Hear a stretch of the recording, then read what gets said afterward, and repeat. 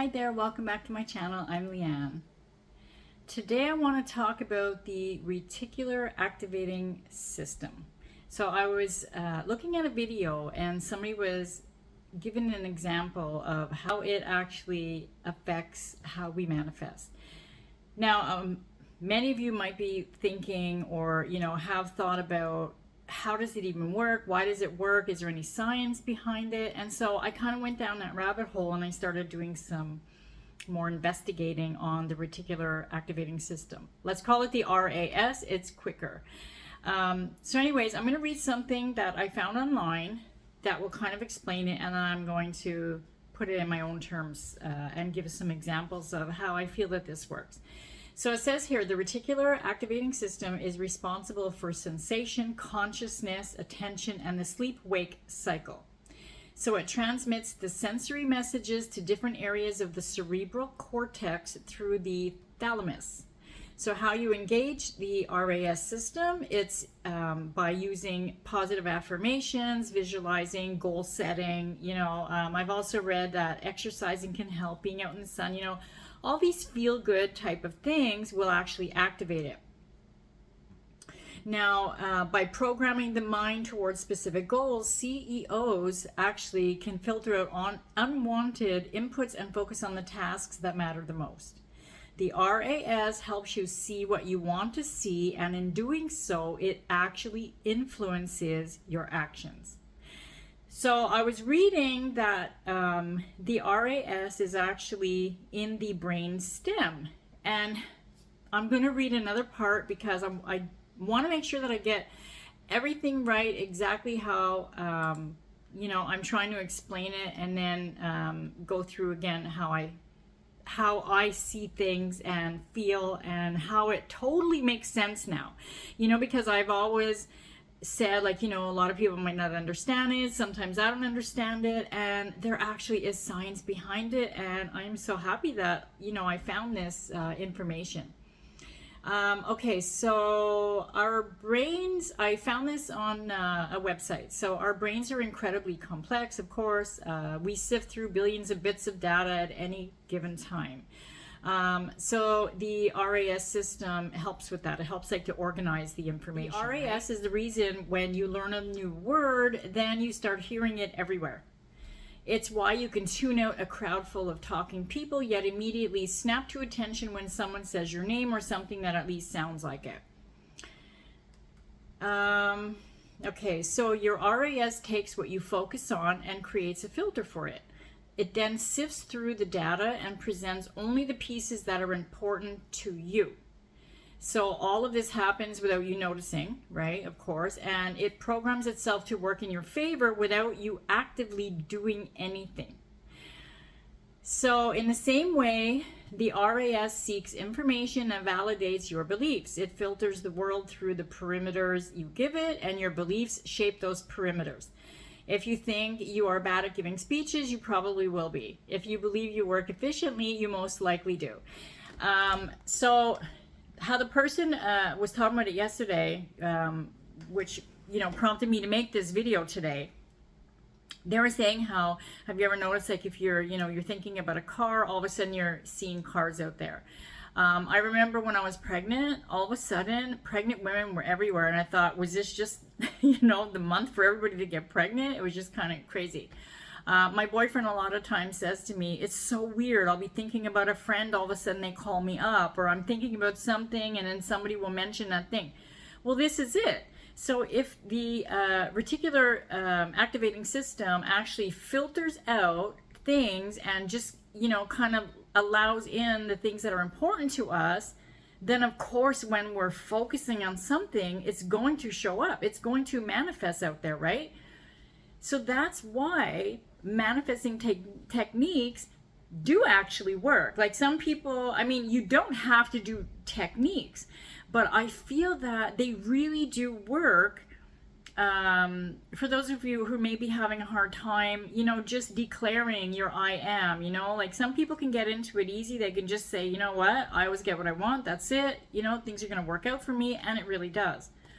But for those who have a difficult time, using some techniques is actually going to help your RAS to filter out the unwanted and allow in these things.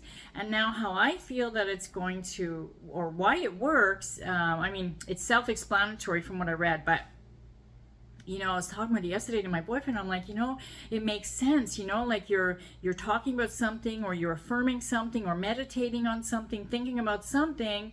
So of course, your system is going to, you know, focus in on that, and then it's going to create ways for us to only see those things that we're trying to get. And I believe that they said that it on this page as well. So let me look to be sure.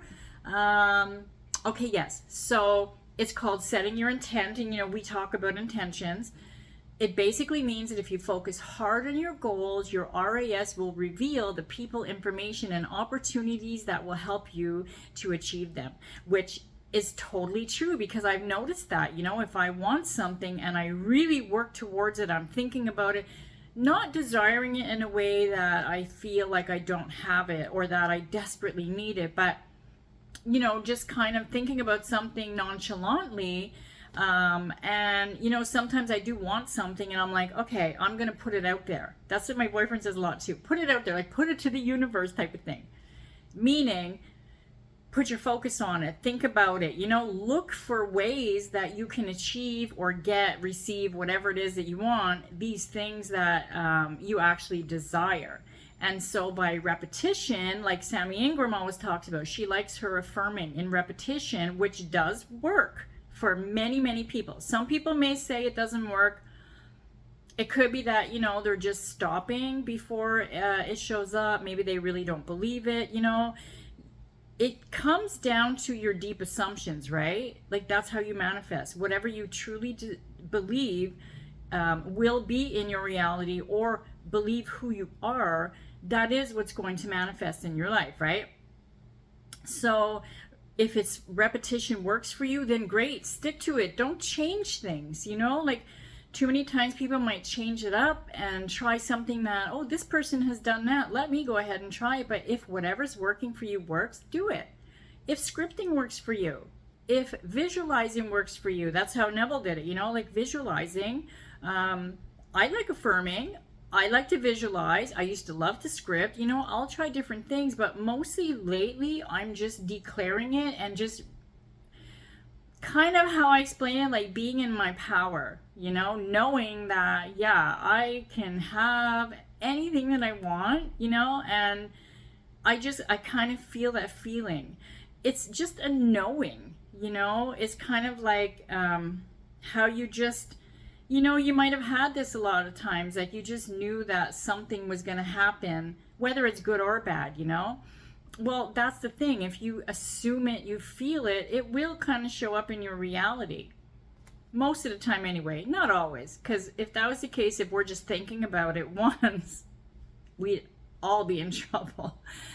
But I mean, like really totally focusing on it a lot, and you know, putting your energy into it, your thoughts into it. And now that I'm reading about the RAS, it totally makes sense that, yeah, okay, so if you're continuously focusing on something, then it's putting that into your thoughts, your system, whatever it is, and it's going to start, okay, so this is what she wants, you know, and let's start moving things around and dumping out the old thoughts that really, you know, who cares? Oh, she was thinking about a bagel last week, and that's not important, you know, like, because right now she's really focusing on money, you know. That's kind of how I see it happening. But it's true. I remember in the past too, you know, like when I would just be thinking of like I always had this assumption that whenever I go out without, well, this is when I was younger. Right now I rarely wear makeup, but when I was younger I used to wear makeup all the time.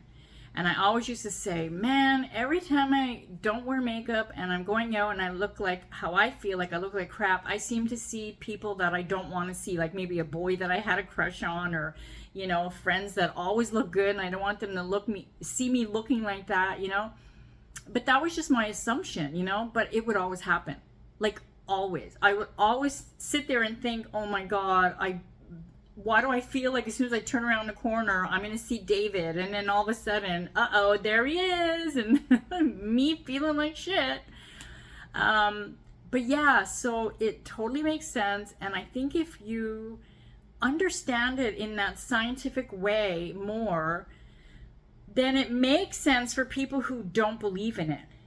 I feel anyways, you know, because a lot of people might think, okay, manifesting is just woo-woo, it makes no sense. But even Dr. Joe Dispenza talks about, you know, the neurons and the neural pathways and the rewiring and retraining your mind and stuff. And so it completely makes sense that this works, and that manifesting, you know, however we're doing it, whatever techniques we're doing, is actually going to eventually show up, because you're continuously focusing and persisting in those specific thoughts.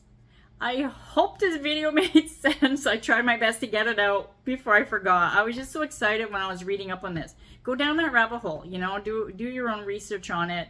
But yeah, just know that you all deserve everything you want, and there is some science behind it for the ones who don't believe.